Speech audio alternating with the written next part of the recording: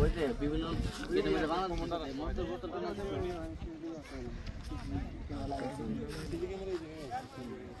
সব জায়গায় লাগাই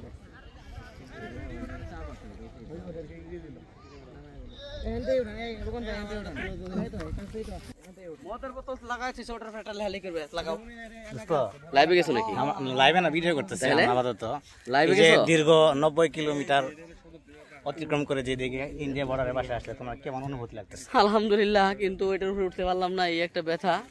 রেনু আইসে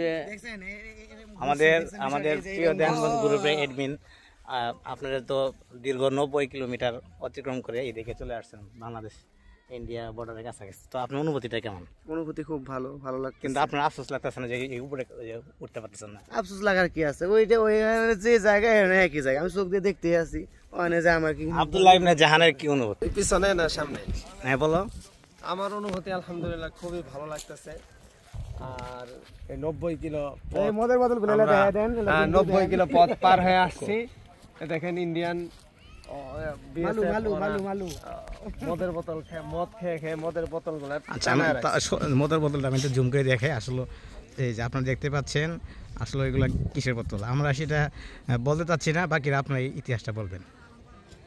এটা কি ইন্ডিয়া বর্ডারে না? হ্যাঁ। এই দোস্ত, তুমি কি ওখানে যাচ্ছ নাকি? হ্যাঁ, উঠে না দোস্ত, ওঠে না, ওখানে ওঠে না। আমি ভিডিও করতেছি।